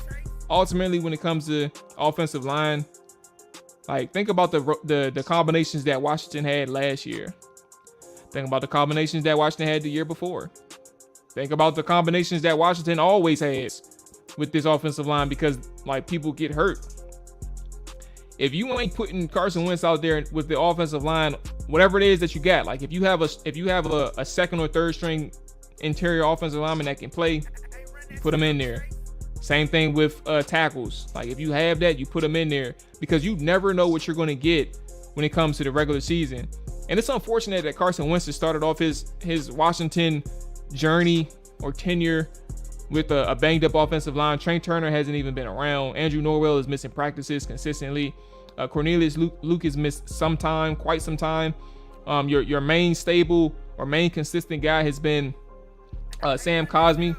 I think this is a non-ideal or unideal situation for Carson, but ultimately you have to make sure that he gets on the field to some extent. And if you want to play him a quarter because you're not entirely too sure about this offensive line, then maybe you go from there. But here's the good thing though. You still have Chris Paul around, and we showed a little bit of Chris Paul. I think they have faith in him that he can hold it down for a little bit, at least in the interior if Norwell isn't around, or if Wes Schweitzer, who went down this week to injury. If he's not able to play, I think Chris Paul will be able to do it. They said that they expect Chase Roulier to be back, but on a pitch count. So I think that Chase Roulier would be around at least for a drive, maybe 2 drives, who knows? But he'll be back. So I expect him to be around. But ultimately, like, they need to work. Carson needs to work. To Tyler's point, like, you got to understand that it doesn't matter, like, how protective of Carson Wentz you got to be. He's in a new offense. He needs to work with these offensive line combinations. the combinations need to work together in real situations, especially against starters. Like Chris Jones is a dog, right? Like that's going to be a problem for the interior. But ultimately, at the end of the day, you have to try to find a way to get these guys some reps. You have to. Yeah, they switched the few spot. Hopefully, Diami gets some snaps. I think he is going to get some snaps. Yeah, he's definitely going to get some snaps. Diami's going to get mixed in with these guys. He played with the starters last week, too. They had Cosme at guard and Lucas at tackle at practice yesterday. Yes, they did. Just in case from emergency situations, right? That's another thing that people aren't talking about. They have to kick Cosme in at guard. They may give him a shot in preseason. So, we'll see. That's what happens when you don't lock up all pro. Oh, Brandon, sure. Hey, man. You're right, but that's a little messy. It's somewhat the same way with Kirk Cousins. We know it got messy with those two in particular. So, yeah, I think what he saw from Kirk made him be like, all right, bro, like I know what my route is. I know I need to make it to free agency to get that money. But yeah, they could have actually just paid him respectfully early on instead of doing the back and forth route. They did the franchise tag twice with him. That was not it. Okay, so we had Trent and Brandon here. Stare, shade, hurt, exactly. I don't know. So I think 2015, the rookie year, is when he played that full season. But outside of that, nah. Appreciate you checking in, Chevy. Good morning to all the new people checking in. We are transitioning, or we just did a film session, but we are transitioning to things we want to see from the team against the Kansas City Chiefs and things like that. Chris Jones about to sun somebody. Yeah, he got paid. Jacksonville was gonna pay regardless. Like they gonna pay up. If you want to get your money, go to Jacksonville. They got the money. Okay. So for me, we talked about that offensive line. We talked about Carson Wentz. I'm on the side that Carson Wentz needs to play. Now, I understand playing a quarter if things don't work out from the offensive line standpoint and injuries. Play a quarter, play a half if you have good enough players out there that you can trust. That's it for me. Another thing, Brian Robinson, Antonio Gibson. I think this is Brian Robinson's early audition to take over as the starting running back for Washington. I understand what Ron Rivera is saying when he says that, the NFL isn't always about one back anymore. Like we know that. We know it's not about one back anymore. But ultimately, there is going to be a guy on your team who gets the brunt of the carries, who gets the most carries on your team. And I think this is Brian Robinson's audition against the Kansas City Chiefs to see if he can hold it down. Because if he can, whatever role that they have in playing for Antonio Gibson in preseason game 2 against the Chiefs, it's going to ultimately be his permanent role. So returning kicks or returning punts, having 10 touches a game, like that's going to be Antonio Gibson's role moving forward. He's going to have to get used to it. So I like the opportunity that Brian Robinson may get. And I want to highlight it this way for those who don't understand. Nate Kazier spoke about Antonio Gibson and what kind of transpired yesterday, or maybe just sometime this week. Nate Kazier said the following about Antonio Gibson. This is a long conversation. Oh my God. I'll just talk about what I actually highlighted. So here it goes.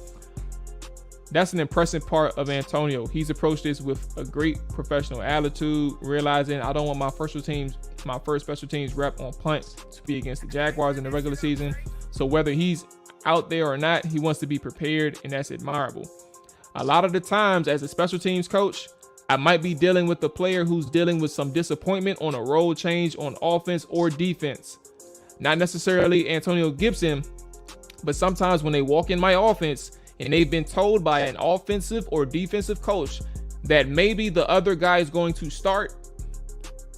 So I'm not dealing all the time with guys that are just all excited to be talking to me. And it's our job as a coach to get them excited about embracing that role. That is a nugget.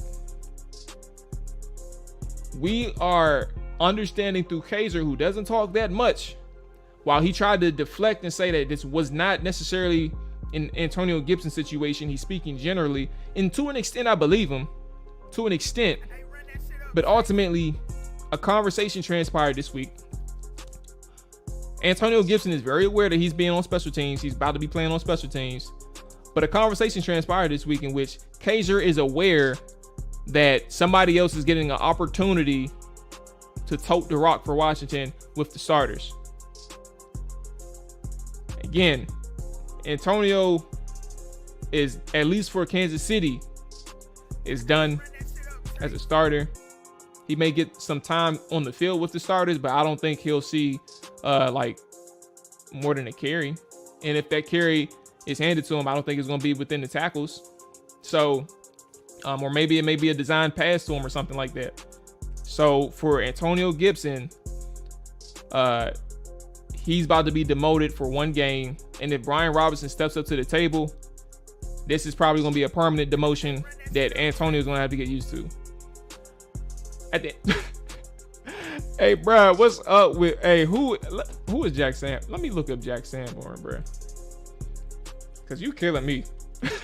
Sanborn Bears. Who is this guy? Undrafted, a linebacker. Hey, bro, my man really love him some Jack Sanborn. Okay, is it? Let me see. Let me catch up on some things before I continue with Brian Robinson. Come on now. We gonna say that? Are we gonna really disrespect Kirk Cousins like that? We can understand if he ain't a top 10 guy, right? Like if he's a fringe top 10 guy, like around that 12 range, 13 range. But are we really gonna say Kirk is trash, bro? Can we be real here? He ain't trash, dog. It's like when Preston Smith left for Green Bay and became a top 100 player. Yeah, and where that shit go? He did have a good couple seasons, so I ain't gonna front, bro. He all right. Is it me or do Alabama players make the NFL look like it's easy to handle? Hey, they were well coached. And remember, Saban did have a stint in the NFL too. Like he had a couple stints in the NFL, to be more clear. Like his first stint wasn't with the Miami Dolphins. He coached with the Browns as well, I think, at one point with Bill Belichick. So yeah, man, it's a really good observation. Something that we don't always talk about, but it's like we see it. It doesn't go unnoticed. Like these guys are well prepared.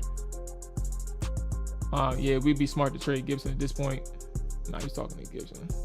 Yeah, he was talking to Gibson. Gibson for Sanborn. I'm tired of seeing that Sanborn mess. Gibson should be in a Tony Pollard role anyways. He's not a lead back. I think I actually like that comparison. Yeah, but Tony still, he's a natural running back. They can fit him anywhere on that offense. Like he can, yes, reps are sparing, but they can use him the same way that they use Zeke Elliott. And that's kind of the benefit with these guys. Let's be real. Will Cousins ever win a bowl on any roster? I don't think he will. Nah, I don't think he's a Super Bowl caliber quarterback. I'm just saying, we're gonna say trash. That's kind of where I'm at. Like, we can't say trash with Kirk. You know what I'm saying? Like that guy matter of fact, the shit that he did against the Saints in the playoffs, bro, even though the Saints consistently choke on themselves or throw up on themselves, the shit that he did in that whole team, the Minnesota Vikings, bro, that was a really good game in a playoff situation, and they won the game. Like his first look with the 7-9, bro. So it's so weird because I've never seen such a mediocre quarterback in terms of like from a win-loss standpoint have such a what's the word?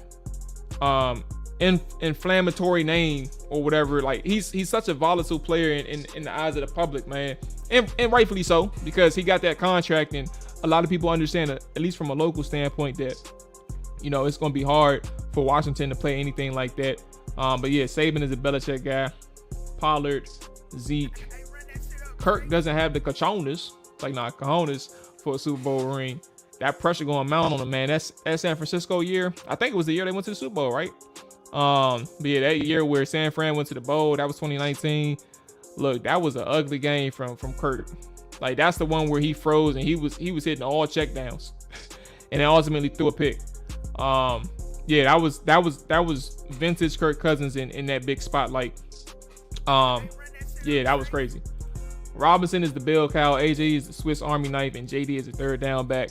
And good transition, getting us back on track. To Kaiser's point, Nate Kaiser, the special teams coordinator, man, he identified the new role for Antonio Gibson. He also told us that he'll have a more, well, I wouldn't even say more. He never played special teams in the NFL. So Ron Rivera also mentioned that part too. Like, he said that it's happened in practice, or maybe that it's happened before in years past in terms of Antonio Gibson getting them prepared. But at the end of the day, it's never happened in a game. And if you say that he's practiced like this, why is the media just now reporting it? Like, I'm sure they would have seen it at some point, because you're not about to waste his practice reps at special teams if you ain't going to use them. So now for it to happen this week, it's clear that they have a role for him. They've identified a role. He's transitioning to a part-time special teamer. It is what it is. So for me, when we transition to Brian Robinson, man, I want to see, he had some reps last week where it looked like he had the jitters. He ran hard. That wasn't a problem, but I think that he was a little bit too antsy when he got the ball in terms of hitting the hole and trying to, get the yards that was there. Like, he could have been a little bit more patient, calm down a little bit, see the hole, you know what I'm saying? See things develop or make a play from your natural football instincts. So, ultimately, I think that Brian Robinson's going to get that shot. There's going to be some pressure on him, just from an internal spot. Like, this is an opportunity that he wanted. I don't know if he's going to expect it this soon in the season, because a lot of people thought that he was going to take over in the middle of the season, ultimately take over, but they didn't anticipate this at this time. So very interested in seeing how this develops. We talked about Carson, we talked about Antonio Gibson. Another thing that I want to see, AG could be a B-Mitch type of returner. Did the Giants I don't think he did that. I don't think they did that to Tiki. But also Tiki I don't think Tiki played special teams. So it was either all or nothing for Tiki. Like, you either get benched or you get better. Yeah. I could be overreacting to Robinson runs like a smoother version of Adrian Peterson. You know what's funny? He said that was one of his guys that he looked up to. Like, that's his model. Adrian Peterson in terms of running backs and running styles. So I don't think you're overreacting. Obviously the skill sets are different, but in terms of like run style, I don't think you're really overreacting. But I think Peterson is much more explosive than Robinson. Like, when he planted, he was gone. So that's the only thing I would say. Like, smooth, I would like to know exactly what smooth is, but like, you can see similarities to some extent in terms of like how they run versus not necessarily like the production part. So if that's what you're talking about, like how they run versus production, then I understand it. So another thing offensively, man, I want to see Armani Rogers play a little bit more. He's probably going to play by default because the tight end group is a mess.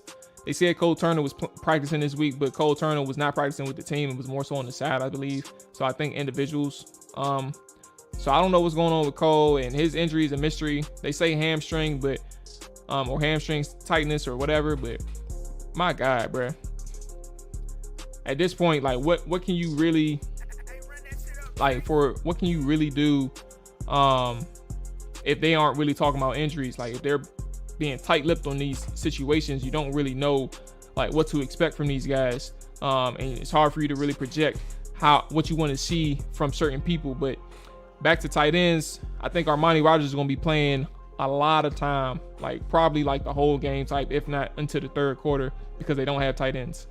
I don't know what Curtis Hodges is doing exactly, but Curtis Hodges has been hurt this week. Armani is really the only true guy that you got around. And a guy that they actually signed late in training camp, I forgot his name. I'm about to look him up because we have to get to know his name, at least for the short term, because we don't have any other tight ends. What is his name? Not John. Eli Wolf. Eli Wolf, number 46. That's the guy that we have to kind of get to know until we get a more clear understanding of this tight end group. So Armani Rogers, I want to see a little bit more from him. I liked his comfortability in week 1, but there's some things he has to work on. Like, he needs to develop a release plan at the line of scrimmage. So like, whatever coverages that he's going up against, he has to understand or find a way his own way to beat a coverage that's in front of him, whether it's press coverage, soft press, people that's trying to, get hands on him, or even zone to an extent, but definitely man coverage. He has to understand or find a way to manipulate these guys with his movement. So I want to see what Armani Rogers does against the Chiefs, and if he can develop there, because if he can, then you have an opportunity to put him on your active roster with all these injuries that you got going on. But ultimately, I like the idea of Armani. I want to see a little bit more. Sam Cosmi. Let me go back to their Chiefs roster. There are some guys that I'm missing. So they have Chris Jones. They picked up somebody. I'm looking for him now. Okay. Frank Clark. Leo Chanel. But I don't know if he's a true edge rusher. I know he's a linebacker, but I don't remember. So we'll see some more from these guys. They ultimately, they don't have really that much of a pass rush. So I would have loved to see how Sam Cosmi played in his second straight game. Yeah, that's Nate Gary. Nate Gary is he's playing linebacker. I mean, he's playing tight end on scout team, in particular scout team, because they don't have the bodies. So scout team, it is what it is. I don't really think too much about it now that when I found that out. So it is interesting. It's a nugget, but it is what it is. So I do want to see. Unfortunately, Scott Turner isn't orthodox with what he calls our offense looks vanilla in concepts that most NFL players seen their whole life. Oh, it's funny. I mean, I don't know, man. It's hard to really say. Like, I don't think the offense really looks truly vanilla.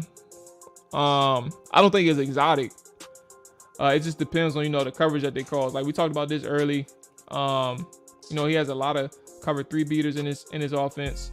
He has cover 2s, and things like that. So there are some ways that he utilizes his looks and things like that to work well. Or work well for this offense. But ultimately, when we talk about Armani, I don't know if he can really, like, I like the idea of him watching the game tape or the game to the TV copy. That's what I'm thinking of. But when you watch the coach's film, I think he still played well, but I think that he has a lot of things to work on if you're talking about being an effective receiver for Washington. Blocking wise, I didn't have an issue with him.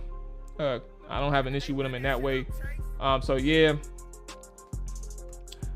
All right, he said he can tell what plays are coming. So you're talking about play calling and not necessarily like the rhythm. You're not necessarily talking about exactly like the concept. You're talking about play calls. And if that's the case, I understand, because Scott Turner had he had really telling tendencies that a lot of people could predict, and I actually agree with that. That's some of the things that were issues from a fan base standpoint in terms of tendencies. That's one thing for sure that I don't actually disagree with. But yeah, so offensively, Armani Rogers, Brian Robinson, Carson Wentz, for that matter. Like, I think the Kansas City Chiefs plays a lot of, I may be sizing it, but I do think they play plenty of cover 3 and cover 1. They play a lot of man coverage over there. So I think there's an opportunity for Jahan Dawson to make big plays. There's an opportunity for Terry McLaurin. Like, I'm sure that you'll probably be able to see these guys attack vertically even more in week 2 against the Chiefs, and I'm here for it. So I want to see what De'Ami Brown, I want to see what all these receivers look like against a defense that runs a lot of man coverage. And I'm sure they'll get some looks in that first half, especially with the starters, because that's what they run. So I would like to see how these guys play against the man coverage. Who's going to be able to separate? Who's going to be able to win? Curtis Samuel's going to get another look. I'm very pleased with the ability by Curtis to kind of make himself available to this offense from a health standpoint. I weirdly worded it, but I just wanted to be safe with it. Like, I like what they're doing in terms of the plan. I said I was going to shut up in terms of being or questioning what it is. Like, if it's working, it's working. It's not my business to figure out when he practices anymore, if he's on the field. So Charles Leno, Calais Campbell, if the starters, is Calais on their team? Calais ain't on their team. He with Baltimore, ain't he? Hold on. Don't tell me Calais on their mob. Yeah, nah, Calais ain't on their mob. You scared me for a second. Yeah, he's still in Baltimore. Carlos Dunlap was the guy I was looking for. I knew they had got somebody. Carlos Dunlap. That's why I was like, where is he at? So he's number 8. That's why I couldn't find him. Carlos Dunlap is a guy I want to see up against. He's a veteran, a very good veteran, experienced guy, obviously 13 years in the league. I want to see him play up against Sam Cosmi and see how they, Ravens. Yeah, see, he hit. So I want to see how Sam Cosmi stacks up against Carlos Dunlap, a better pass rusher than what he was going up against in Carolina. So if he plays Dunlap, I'm here for it. So yeah, receivers, I need to see all of them get open in those man situations, cover 0, cover 1. I need to see that. And Sam Cosmi, I want to see how he bounces back, or not necessarily bounce back. That's probably where I want to see if he can stack another game on top of one another. And then on the other side, before we get to the other side, let's go ahead and get to the administrative item right quick. We got some more viewers in here. If you are new, first off, good morning, right? But if you are new to that Trapper Dive, man, the Trapper Dive YouTube channel, make sure you hit that follow button on Twitch. Make sure you hit that subscribe button on YouTube. It helps the show's growth. It is appreciated. The floor is open to anybody and everybody that wants to hop on. I will send the link once again, and we will transition to the defense. We just talked about some of the offense earlier in the stream. We did a film session. So if you're watching on YouTube, either you can go back now or you can kind of get ready for that after the stream is over, because we are about to wrap up after this defensive side of the football is taken care of. So yeah, let's get back to it. Another thing that I want to see, man, where's my list at? Because I had a list. Wentz, Gibson, starting unit. Overall, man, I exaggerated yesterday when I did my podcast, and I probably should have made that clear because people don't know me just yet. I want to see this defense, man, keep Kansas City out of the end zone. Like, I understand you're playing up against a GOAT in Patrick Mahomes, a GOAT, not the GOAT, a GOAT in Patrick Mahomes, and obviously Andy Reid, but like, you have to bounce back. Some of the issues that they had last week are very correctable. Like, it wasn't all off the strength of them them having catastrophic failures.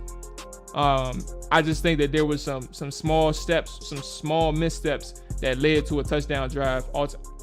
That could have been led to a touchdown drive. It was 3 points. And then obviously 10 points in the first half or first quarter. So for defense, I need them to be on the same accord. I need to be on the same page. I don't think communication was a huge issue like people were talking about. I don't think that they weren't communicating at all. I think that they were on the same page for a lot of the defensive calls. It was just one gaffe. The major gaffe was the one where Cole Holcomb thought they were going to pass off the mesh concept, but they didn't pass off the mesh concept, and that wasn't the secondary. That was the linebackers. So from a starting unit, that's what I want to see. I want to see these guys be on the same page. If they get some of the looks that they got last week against Kansas City, how do you play this situation better? Like, these are things that I want to understand. So while I exaggerated on Hogs Haven, I should have clarified that I was just playing. And I said I wanted to see the starting unit allow 0 points. I just want to see them play better ball, bro. Washington's offense is banged up, but the Washington defense is not. Ben St. Juste is probably expected to come back. Your starters are still there from every other position outside of Chase Young, obviously. So how do you perform against the Kansas City Chiefs starters? Like, can you take them out of their element? Can you do that? So that's kind of what I want to see from this defense, man. The pass rush has to be there. I want to see a lot of things from these guys, man. I want to make sure that they stay in their pass rush lanes. I want to make sure that Deron Payne has to hold his own. Right? He had some good rushes from time to time, but overall he was not. I think he could have done better, and he probably would tell you he could have done a better job as a pass rusher. Okay. Do you think that it would be better if? Yep, we talked about that too, Corey. What's going on? Appreciate you checking in. Yes, he needs to return kicks. I think that's better for him from a space concept, from an ability to operate in space. He has better vision when he can play in space. So I think Corey Antonio Gibson is in a really good spot if he can return kicks for this team. Cole has to be better in coverage, yes. What's crazy is Gibson gets benched, but Heineke was out there still looking poo-poo. And how Rail didn't move up. I expect that to change this season, though. We actually showed what started the avalanche of mistakes from Taylor Heineke. And the actual schemed call, a really good schemed call for Scott Turner. This man sailed Dax Milne on the sideline by like 10 yards, bro. I guess he thought that Dax Milne was 10 feet tall because that was the only way somebody was going to get that pass. But, Heineke, Heineke is like, Sam Howell had a good game for a rookie. And I think that's the difference between, the Gibson issue and Heineke. Like, Heineke has his limitations, but he's proved to be at least a competent backup in the NFL. Sam Howell had some mistakes Saturday that was, like, from a professional standpoint, probably could have been easily prevented, but ultimately had a good game, and also had a good game for a rookie. So that has to be taken into account. Taylor Heineke didn't do anything to help his case. So I think if something continues in which you see Taylor Heineke struggling from an accuracy standpoint and Sam Howell is consistent in the pocket, he's looking at, the right reads and things like that, then maybe you have something to work with. Yeah, it wasn't that good. Like, he had some bad misses. Third down defense, that's for sure. How do they get off the field? Can they get off the field? Can they keep these guys off the plus side of the field? Like, I know we're talking about a really good quarterback. We're talking about a really good coordinator or play caller. But how does this starting unit play? Like, playing in the half, I'm not going to sit here and expect them to not give up any points. But I don't need them to make it seem like it's a nosebleed that they can't stop. Like, come on. Okay. I want to see what Benjamin St. Juste looks like too. I'm assuming he's back. I want to see what he looks like in that nickel spot, man. There's a lot of talk about how he performed in OTAs and in preseason and things like that. I want to see it on the field. Barring any setbacks in pre-games or anything this week, I want to see how he looks on the field in that nickel spot, because if you can settle that, that's your weak link in terms of the secondary, is nickel. If you can settle that position, then you're in good shape. Like, I like what Bobby McCain is doing as a free safety. I like what Cam Curl obviously is doing. But nickel is going to be important for these guys moving forward. And I'm very interested in seeing how these guys work together with Ben in the lineup moving forward. And then Percy Butler, I guess I'll close out with him. I mean, obviously, Jamin Davis, you all saw it. If you watched the film session, you saw it. I loved with Jamin Davis. He's an honorable mention. I loved how he played in that limited sample size, so I want to see him bounce back or follow up with another good performance against a faster team, a generally faster team. Like, last year was one thing, but this year maybe I would still consider them fast until I see otherwise. But I want to see how Jamin Davis plays against a more structured offense with an elite quarterback at that. So I want to see how Jamin plays in that regard. But Percy Butler, I want to see him play a little bit quicker, not from a speed standpoint, but processing, seeing things better, playing better at the line of scrimmage. Can he make tackles? Because if you can't play in the box, then you're going to have to be a traditional post safety, which is fine. But now we're limiting our role and our versatility in the secondary. So if we can't do that, if we can't get that man to play in the box well, then maybe we have to try to focus on him playing primarily free safety. So AJ don't have to answer for his guy, BSG. He did say, so he said that it was a slight injury. But you ain't lying though, bruh. Ben, because last year it was all them concussions, 3 concussions put him down for the year. This year, or starting off, it's a hamstring, and Ron said it was no big deal. AJ said it was no big deal. So we're gonna see. So listen, everybody. It's crazy how sometimes, like, I have so much work to do, and it's crazy how we can get to talking, bro, and this shit go for damn near 2 hours again. But listen, everybody, appreciate y'all checking in. This is gonna wrap up this episode of the Trapper Dive Washington Commanders Morning Show. stay tuned. If you're still here, don't leave just yet. But I'm thinking of doing, because we didn't do the pregame preview on Trapper Dive, I'm thinking of hopping on immediately after the show. I mean, after the game, and doing our iteration of our post game recap. So if that happens, I'll put a notice out. I'll also create the stream for us to hop in. But yes, expect that tomorrow. If you don't see the notification or like the scheduled time or whatever, then it's not happening. But just want everybody to know, because we missed that recording yesterday. But yeah, with that being said, we out of here. I'm out of here. Y'all enjoy y'all Friday. Don, yeah, what's going on, big dog? What's up? Enjoy y'all. Oh, Raiden too. Damn. This is terrible timing. Jesus Christ. Oh Lord Jesus. Good Lord. All right, I'm gonna stand for a second. Jesus Christ. Hold on 1 second. Damn, I gotta check on all these things now. Hey, run that shit up, Chase. Hold on, y'all. Oh, good Lord. Yeah. I've been on since 7, bro. I just do a morning show every Monday, every Wednesday, and Friday. Yeah, I was in a Twitch sports program. But goddamn, I appreciate you checking in on the raid. Yeah, this is rough. Cause I gotta get to work. But let me just stay around for a quick second, y'all. And just introduce myself to the new crowd. You don't have to apologize, Danielle. I appreciate you showing some love this morning. Absolutely. So I will say one thing for everybody that's checking in. My name is Jamal Forrest. I cover the Washington Commanders for the Hawks Haven. SB Nation, I'm not sure if you all are familiar with them, but SB Nation and Hawks Haven, I cover them on that side. I break down film. I'm a film analyst, but I also have my opinions towards the team as well. We do a Monday, Wednesday, Friday live stream each and every